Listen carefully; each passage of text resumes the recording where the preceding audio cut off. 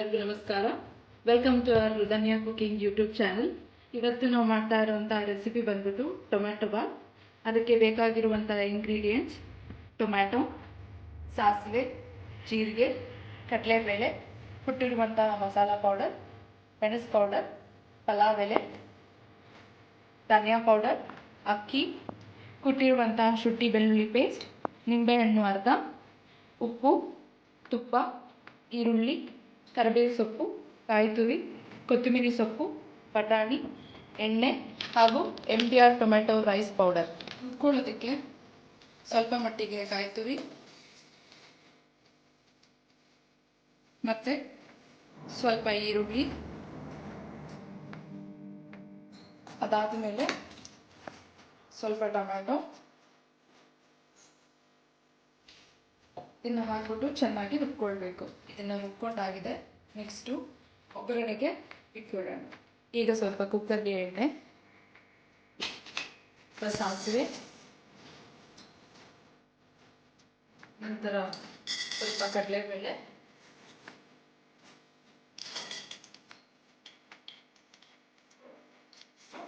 ರುಬ್ಬಿರುವಂಥ ಶುಂಠಿ ಬೆಳ್ಳುಳ್ಳಿ ಪೇಸ್ಟ್,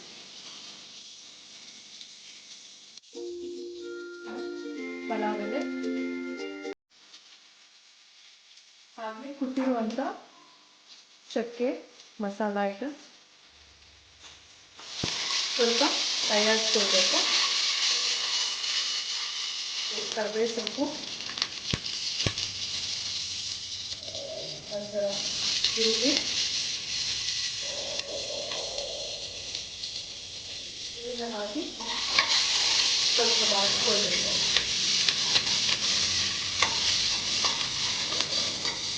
ಈರುಳ್ಳಿ ಸ್ವಲ್ಪ ಬ್ರೌನ್ ಕಲರ್ ಆಗೋ ತನಕ ಬಾಡಿಸ್ಕೊಳ್ಬೇಕು.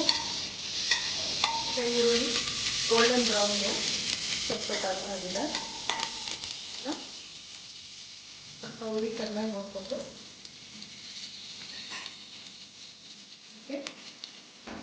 ಟೊಮ್ಯಾಟೋನ ಸೇರಿಸ್ಕೊಳ್ಬೇಕು.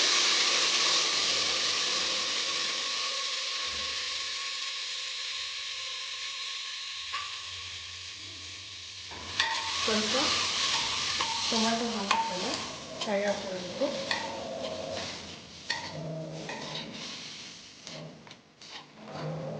ಟೊಮ್ಯಾಟೊ ಎಲ್ಲ ಚೆನ್ನಾಗಿ ರಸ ಬಿಟ್ಕೊಂಡು ಆಯಿಲ್ ಎಲ್ಲ ಮೇಲೆ ಬರುತ್ತೆ, ಅಲ್ಲಿವರೆಗೂ ಕುಕ್ ಮಾಡ್ಕೊಳ್ಬೇಕು.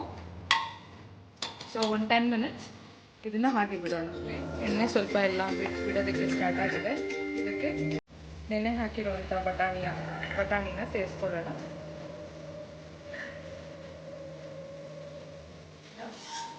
ಚೆನ್ನಾಗಿ ತಯಾರಿಸ್ಕೊಳ್ತೀವಿ.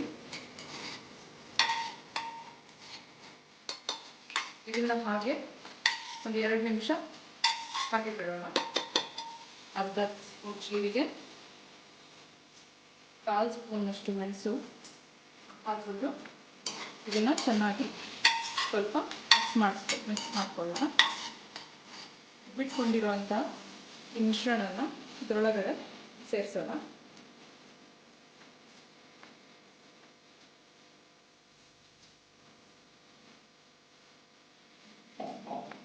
ಹಾಗೆ ಸ್ವಲ್ಪ ಚೆನ್ನಾಗಿ ಫ್ರೈ ಮಾಡ್ಕೊಳ್ಳೋಣ.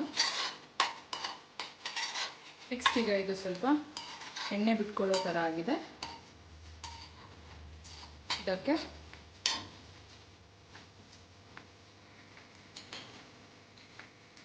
ರುಚಿಗೆ ತಕ್ಕಷ್ಟು ಉಪ್ಪು,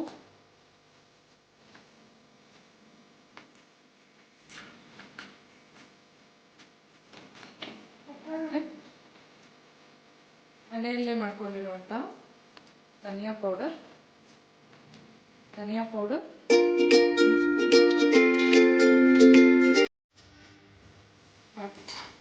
ಚೆನ್ನಾಗಿ ಹಾಕ್ಕೊಳ್ಳೋದು.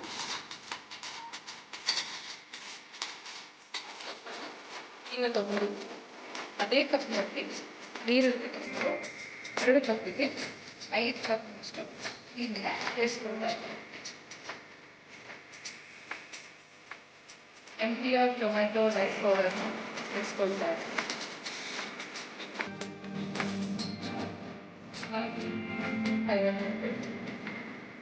ಸ್ವಲ್ಪ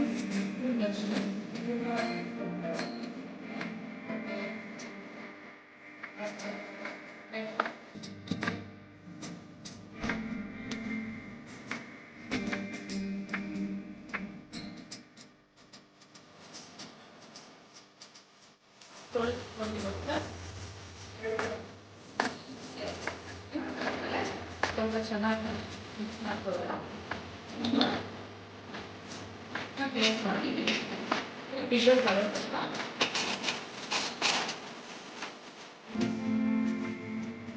ವಿಷಲ್ ಬರೋ ತನಕ ಕೂರಿಸ್ಕೊಳ್ಳೋಣ. ವಿಷಲ್ ಬಿಟ್ಟಿದೆ.